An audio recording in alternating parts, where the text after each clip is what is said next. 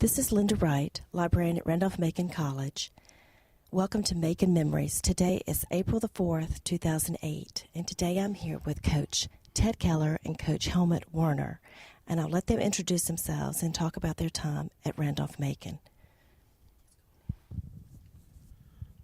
This is Helmut Werner, former soccer coach, swimming and tennis coach, as well as being in administration as a chairman of the department and athletic director later on. My name is Ted Keller, and I'm the former track and assistant football coach at Randolph-Macon, also head football coach, athletic director for 14 years, and golf coach. Ted, you and I both have served the college for many, many years. I'm not exactly sure how long you were here, but when I retired, I think I had put in 43 years. You also had one additional point of interest because you were as a student here. So I thought it'd be interesting if you tell us maybe how you got here. That's correct, Helmut. I enrolled in Randolph-Macon in 1949. I came here as a result of the influence of my high school principal, Garland Quarles, and Jim Miller, who was a sophomore and my first cousin. My tenure here was from 49 to 53. I majored in history, and I'm sort of minored in coaching because that's what I wanted to do when I got out of college, teach and coach at a high school level. I did play football and baseball here. I had 8 letters. I roomed at Mary Brandt's dormitory. I might tell you this. My first 6 weeks at Randolph-Macon were not too good. In fact, I was very homesick. But as I got to know the people more and got interested in the athletic program, surprisingly, I didn't even want to go home in the summer. I wanted to stay here all the time. That's how much I love Randolph-Macon. I did join the KA fraternity at Macon, and one of the stories that I have in regard to that is the fact that in the pledging period, they sometimes took their pledges out on the road. They painted them up. They gave them no money, straggly clothes, and made them find their way back to campus. Well, this particular freshman year, they took myself and another student out on the road one night, 11 p.m., and told us to find the way back. We slept on a haystack that night. We caught a ride in a truck that early next morning to Route 1. We finally found our way back to campus at about 1 o'clock. I went into the dining hall, and the first person I saw was a professor whose class I was supposed to attend an hour ago. And he just looked at me and said, "I know what you've been up to." Anyway, that wasn't a very exciting experience seeing him. And another thing in regard to our early days at Randolph-Macon was the fact that we had a great rivalry with Hampton-Sydney. And at that time, we were supposed to wear beanie hats. And we could get rid of the beanie hats if we beat Hampton-Sydney in football. And the rivalry at that time was really vicious. We sent people to their campus to paint up their campus. We had a big eagle on campus. We painted that up. Sometimes they caught us and shaved our heads, and they came here and painted up our campus, and sometimes we caught them and shaved their heads. So after a while, the freshmen were asked to stay up 24/7 for that whole week and sort of provide security for the campus. So that's one of the things that happened during that period of time. Then I left school, went into the Marine Corps, and finally returned as an assistant coach in 1958. Mutt, I know you didn't come to school here. However, I would like to know what your hiring process was like here at Randolph-Macon. Well, I tell you, compared to today's procedures, there was no hiring process at all. I came on campus to talk to Hugh Stevens, who was the athletic director at that time, and he and I met probably for an hour, 2 hours. He showed me all about the campus, and after that, I'm not sure whether he made a phone call to Dr. Moreland or not, and Dr. Moreland met with me and offered me a salary of $3,800, which was non-negotiable, but it was a raise of where I came from Amelia High School. And the only other thing is, at that time, the college provided housing. I'm sure you got the same, opportunity to use it. That's correct. And they would do your own. They would cut the grass for you and everything else. And you had a whole house for maybe at first $48 I think, and that was an extra perk, so to speak. But that's how I got to the college. It was very simple, straightforward, and I've been here. I was there at 62 and stayed for 43 years. Well, let me add one little anecdote here about my hiring. Paul Severin was the head football coach, and he decided to go into the insurance business, and it left an opening in the athletic department as one of the football coaches. And so Hugh Stevens and Joe McCutcheon, who was elevated to the head coaching job, came up to see me in Fairfax High School. And they told me they had an opening and they wanted to hire me for that opening. And I know when Hugh mentioned the fact, says, Ted, I would like to, and I said, I'll take it before he even finished the sentence.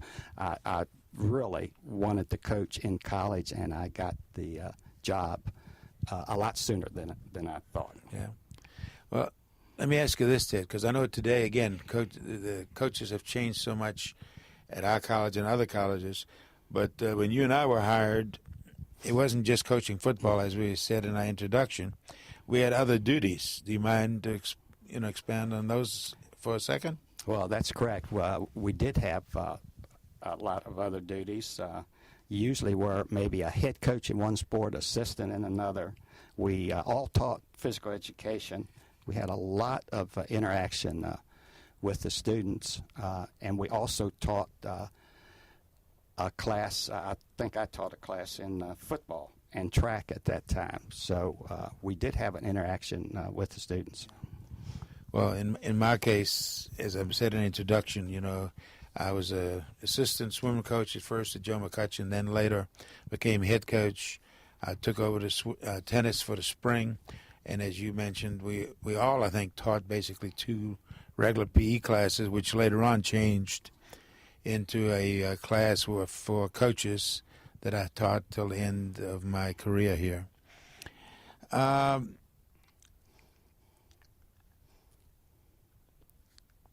The one thing that I noticed when I got here to Randolph-Macon, Ted, we had one of what they called the first gym in the South. Since then, we've had 4 different facilities. Would you mind maybe speaking about the first 2, since you, not trying to say that you were here when the first one was built, but talked about the first 2 facilities for me. Well, you're exactly right. I was not here when the first one was built, but we did have a progression of 4 gymnasiums called the Old Gym, Alumni Gym, Crenshaw, and the Brock Center. The Old Gym, as I can remember, was at the same place where our fountain is now. And this gym was small, very inadequate, maybe adequate at that time, but you could almost shoot a basketball from one end to the other. It was so small. But it was a relic on campus. And when they were building the other gym, one of the things that the alumni didn't want was to tear down the really old gym. In fact, at one time, when they were getting ready to tear it down, somebody climbed up on top of the roof and painted a sign and the sign said, "Save me," so that everybody could see it. But eventually it was torn down, and we eventually got to Alumni Gym. Now, this gym was built in the 1920s, I believe, and it was small. But as far as I'm concerned, when I got to school here, that's where we played basketball, because the Crenshaw Gym wasn't built until 1964. But Alumni Gym was small, great crowds, had a track around it, and we go back to the old saying, students were hanging from the rafters when they watched the games. Well, I remember, of course, the second when you're referring to Alumni Gym. I came in '62, but right shortly thereafter we started planning for the third gym on campus, which is known as the Crenshaw Gymnasium. And I was involved, as well as you were, in the planning of that particular building.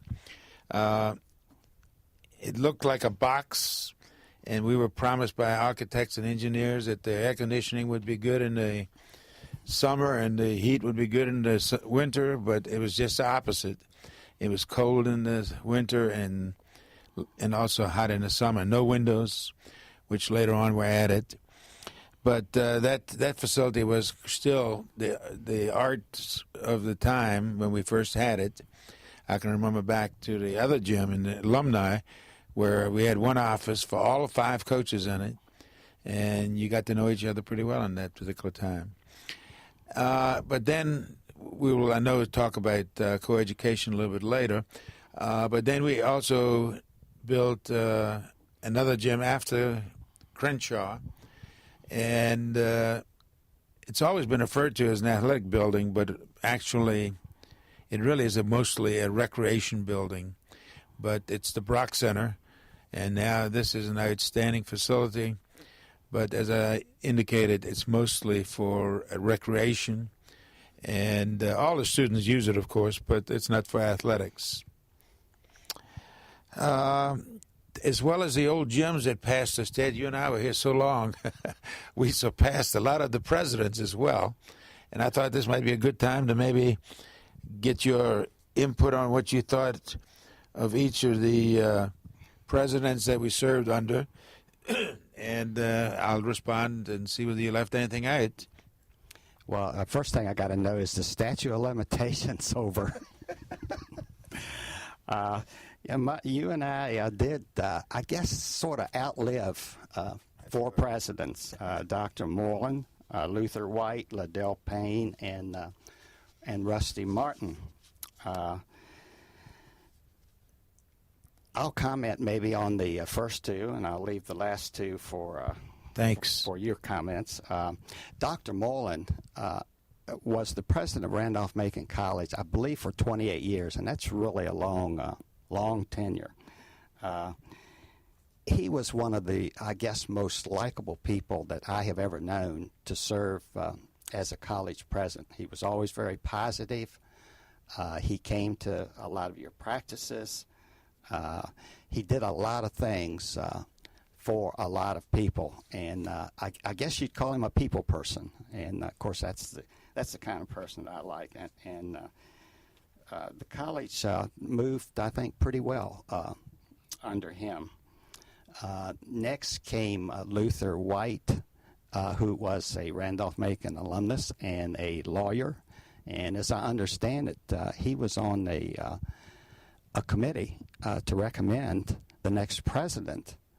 And in the end, bottom line is that the committee got together and offered him the job, which was kind of unusual. But I might say that I got along, with all the presidents, pretty well. I guess if I have to pick a favorite, maybe Dr. Moreland, who was a very people person, was, probably my favorite. But I think all of them did good things for the college.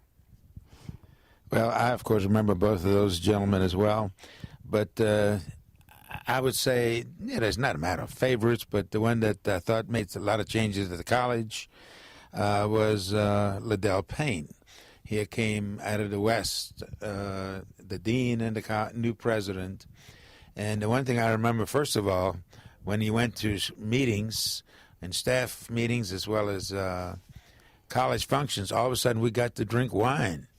This was quite a change being at a Methodist college at that time, but I was not opposed to that at all. But Liddell Payne, I thought, was an understanding president.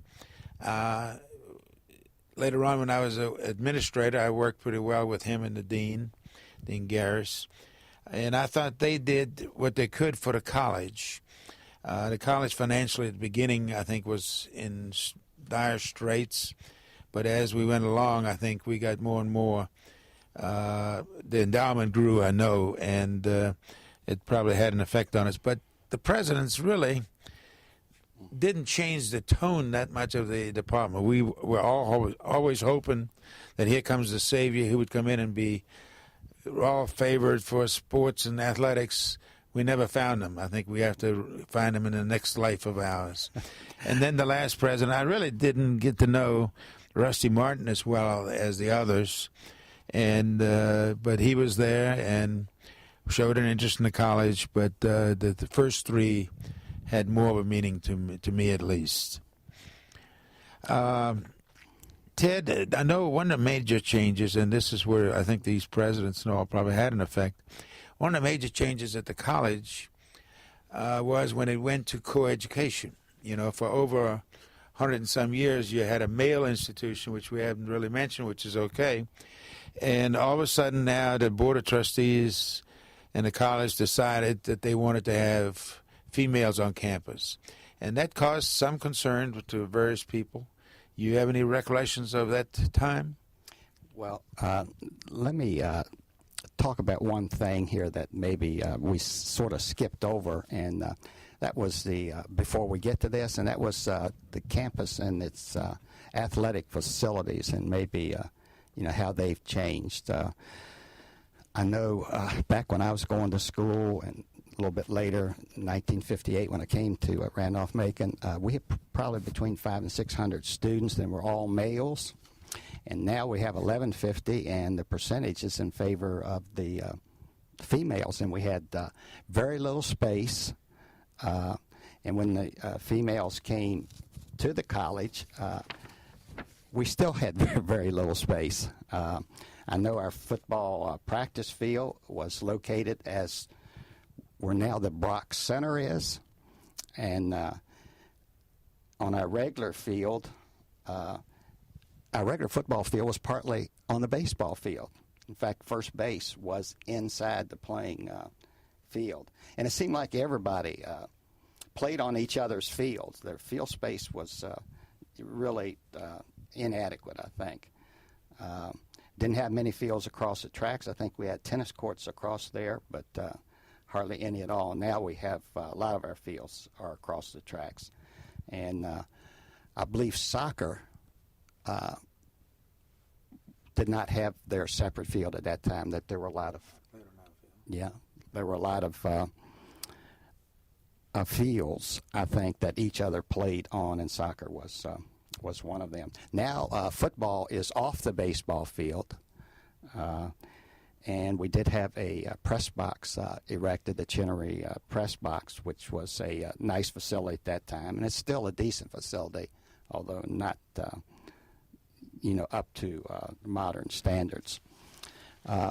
Getting to the co-ed side of it, I believe in 1971, 72, along that area, was when the co-eds came in. If I'm not mistaken, I think that first year, because we started late, we only had about 50. So we didn't have very many at that time. Next year, we had a lot bigger crowd of co-eds. One of the things I think that really bothered the people in the athletic department was the fact that space and funding, there was not that much additional funding, and the college did not provide enough space for the new sports that were coming in. So I think we had some growing problems right at first. Rachel Anderson was the, I guess, pioneer of the athletic department. She was here as the physical education director, and she was the person who started the new women's sports, and I believe probably tennis and basketball were two of the first sports that were started.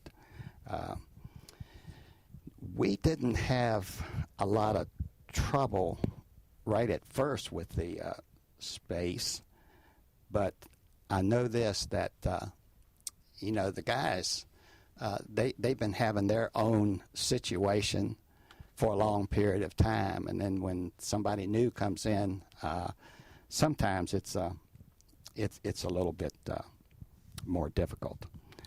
How do you feel about the time that the co-eds came in, Mutt? Well, it's basically, I agree with what you said, but to me it was two things. The space part of it is one of it. We had no offices for them. We had no locker rooms for them. The shower situation had to change drastically.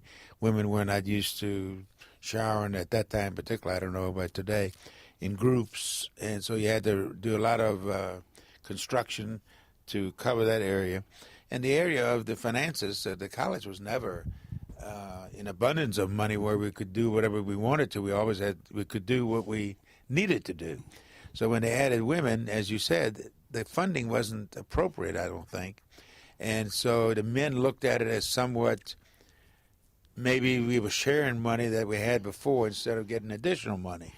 And that is, if there was any bad feelings, that is where the bad feelings were about. And the other thing is, women's athletics has changed so much in the last 20 years. In the beginning, women athletics was looked upon a little bit more like recreation, opposed to athletics where you had keen competition, and getting sweaty and all that type of thing. That wasn't a word that women used as a rule. And so once the women acclimated themselves sort of what the athletics became today, then I don't think there are any problems. Everybody was pulling for each other. And today you have outstanding facilities. I'm not sure about outstanding, but good facilities for both. And the funding is not too bad either. Anything else in that area that you have? Well, do you want to talk about Title IX now? Does that seem appropriate it's good. At this time? Title IX came into being, I guess, back in the 70s, of course, when the women, were introduced to Randolph-Macon. And basically what that said was that you had to give equal opportunity to the women as much as the men. Now, if a school had a football program, which probably included maybe 90 to 100 people, in order to give equal opportunity, this sometimes became very difficult. And basically what Title IX was is that if you had so many men and so many women in school, you take that percentage, and then you got to provide an opportunity for that percentage of women to play in athletics, and also create a budget that is somewhat similar. Doesn't have to be on the penny, but it's got to be similar. So we didn't have that much problem as far as equal opportunity. But where we did have a problem, though, I think, is the sharing of facilities that were kind of inadequate, and who got what time in the gym, because now you have two basketballs and volleyball playing in the gym, sometimes in the same period of time. You have two soccers. Lacrosse came into being, and so you had some sports that were taking up the same space. And I think at first from the guys' standpoint, they wanted to keep their own times and their own space like they wanted, but eventually we worked that out so that everybody got equal access. But it did create some difficulties at that particular time.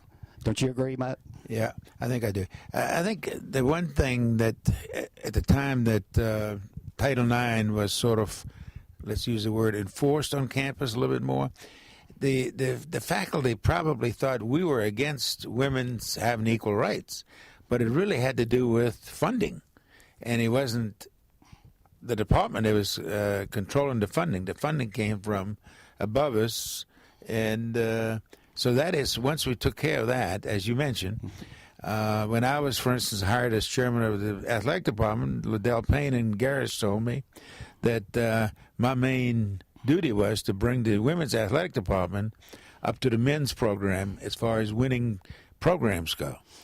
And so we had to sit down, and I remember in particular Carol LaHaye, the basketball coach, and she and I had some good meetings. And she said, listen, if you want me to operate the same as the men, I need the same coaching situation, full-time coach, and so on. And as you said, the biggest things that were worked out were the area of the times of practice and so on.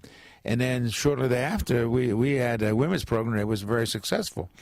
In particular, Jeff Burns, who was my assistant, he was also the women's soccer coach. He took the women's basketball team to like 5-6 national championships and finished very high. I think maybe once. You're talking about the NCAAs, yeah. Yes, and he finished like in the top 4 one year, I think.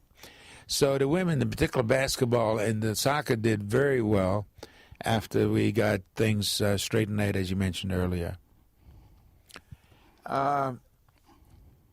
The other thing, Ted, that it's sort of in the same time frame, I think. When I first came, there were 2 divisions in the colleges in the country. One was a college division, the other was the university division. Usually the university division where the bigger schools and all the small schools were thrown into a college division. You tell me when we get to you at what year that may have occurred, the change where football was put into what they refer to as Division III, and how they decided who stayed behind. Because I know the college at the Randolph-Macon had some discussions, serious discussions, and some maybe disagreements, and I'd be glad to comment after you have your thoughts on it. That's correct, Mutt. I think one of the biggest maybe problems that we had to solve along the way was when we had our women's program in 71, and then in 76, the Old Dominion Athletic Conference was formed, and a lot of the smaller schools wanted to go into that in the state of Virginia. So that's your Hampton-Sydneys and your Guilfords, Guilford eventually came into it. Roanoke's, Bridgewater's, Washington Lee's, and so forth. And they wanted Randolph-Macon in it. But at that time, there were 3 sports at Randolph-Macon, and that's the 2 basketballs and men's soccer, that had a very vocal group of alumni and also coaches who did not want to give up scholarships. And in order to go into the Old Dominion Athletic Conference, you had to give up your scholarships. So this is what happened. Many meetings were held, and the bottom line was that those 3 sports I just mentioned were going to keep their scholarships and play as independents. The other sports were all going to give up their scholarships and go into the Old Dominion Athletic Conference. So this was in right around 1976. This created a couple of problems, though, in regard to the athletic administration. For one thing, whenever the athletic director or department chair went to a athletic NCAA meeting, sometimes these meetings split up so that you had Division I, Division II, and Division III meetings. We had sports in 2 of those divisions, and there was a question of which meeting would the athletic director go to, or which was the most meaningful to go to. So that created a nightmare for the athletic director. The other thing was scheduling. In Division II, you had to play Division II teams in Virginia, in North Carolina, in Washington, D.C., in Maryland, in Pennsylvania, and in New Jersey. And what finally happened was that the schools that we were playing in Division II were not the schools that had similar philosophies as Randolph-Macon. They didn't have the same academic situation. They were mostly larger schools, et cetera, et cetera. And this did not seem to work out very well.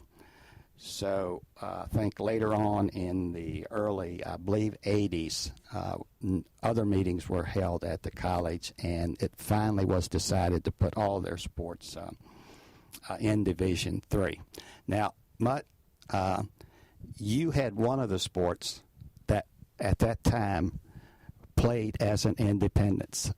How did you feel about that at that time?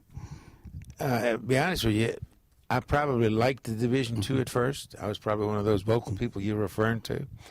If you remember, football, baseball, and basketball had all the scholarship help that was given for all the sports at the college. And when we went to Division III, the football money and the baseball money was recouped, and the college accepted some of it, if I remember correctly, and then half it went to the women's basketball. The men's program may have gotten another additional. And soccer had a scholarship and a half. A scholarship and a half. That was a lot of money, Ted. Anyway, but it gave us enough money. We functioned a little bit differently at that time for financial aid at that time, because the college let us give money from the athletic on top of need, but the college would have to use their own money so we wouldn't break the rules. And so it did present some problems. The scheduling problem, as you mentioned, was one. But if you look back in soccer that you asked me about, that is when we were probably the most successful of all the time that we had. I had a full-time assistant in Jeff Burns. He was this head coach for women's soccer. It was very good. And then, of course, slowly the women's basketball program became to be one of the better ones in the country. So I was ready, to be honest with you, to go back to Division III, because the function under one umbrella was better than probably what we had. But I did enjoy the Division II days. And I think you're right. You did have some really good teams during that period of time. But like you just said, overall, it's better to be under one umbrella. It makes things a lot simpler. All right, I think we're almost getting towards the end of our talk, Ted. What I thought maybe would be good to maybe talk about your own successes and touch maybe on the women's teams in general. Okay, I'll take the maybe guys and mention a few of their successes and good teams.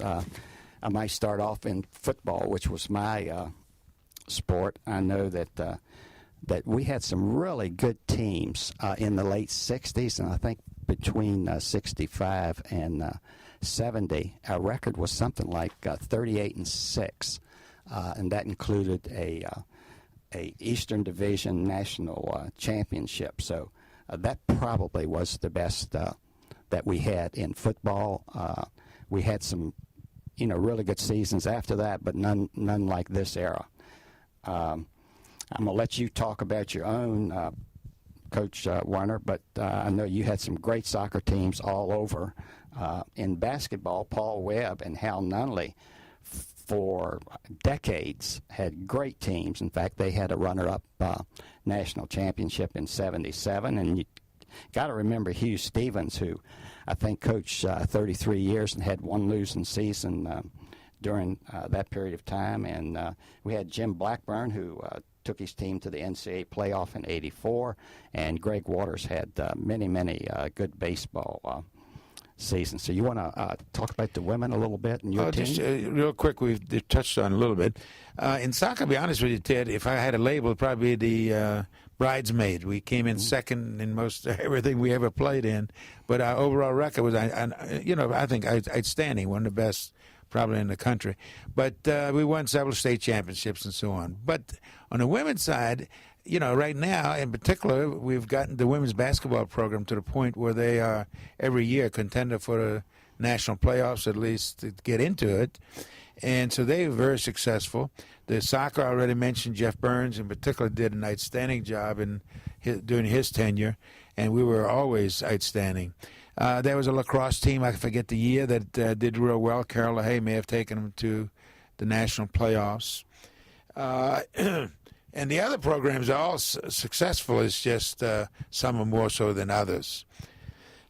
Since we're ready to close up here, I thought one other thing that you might want to touch on is the idea where, when we talked about where scholarships ended and support for the college continued by alumni, and you were really at the heart of that a lot, and I'm referring to the Randolph-Macon Yellow Jacket Club. You want to maybe close out with that subject? Well, I've got a couple more things I'd like to talk about, but that is one of them. The Yellow Jacket Club, which raised money for the athletic department, first was started by a person named Bill Ray, who was in Richmond, Virginia, and the Yellow Jacket Club actually started in Richmond. It was not a part of the college, so they handled their own funds and everything. When I took over as AD, I felt like that we needed to rein in this group and bring them under the college umbrella, which we did. So they finally came under the supervision of the college, and starting back then, and this was quite a while ago, maybe 16, 18 years ago, we started out and we raised $10,000. As I understand now, in talking to Jeff Burns, who is the head of the Yellow Jacket Club now, we're close to $300,000, and the year hasn't even finished yet. So this is how it has progressed. But we sort of took it along, and we went baby steps, and finally we have somebody that was full-time. Back then, the AD only put about 5% of his time into the Yellow Jacket Club, so you couldn't expect that much. Hall of Fame, Mutt, do you talk about that, or you want me to talk about it? Well, I'll take a quick stab at it, and I know, again, I think we both were involved in that, even though it was your idea, I think, originally. But that has been a good addition. Most schools today try to have a Hall of Fame and various rules and so on, which are not important here.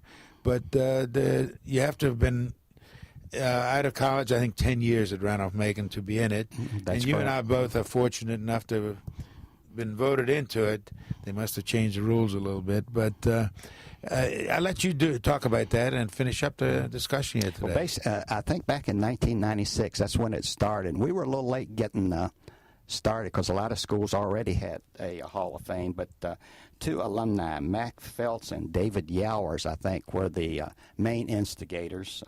I was in on it at some point, and we got a constitution during that time and started it up. And like you say, you have to be out of school 10 years, you have to be a letter winner, and you have to have made a contribution to the college.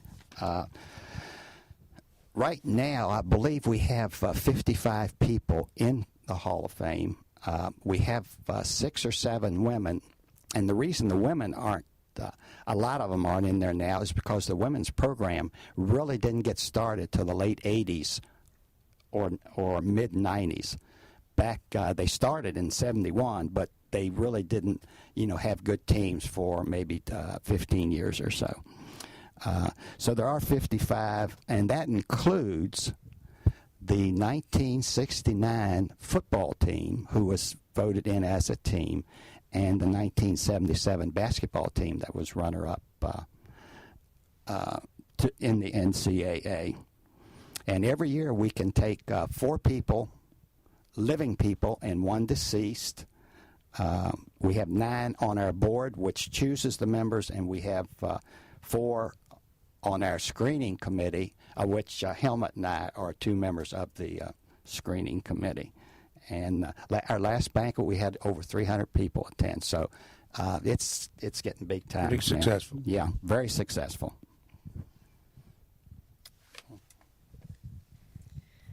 Thank you very much. That concludes our interview with Coach Ted Keller and Coach Helmut Werner. Thank you.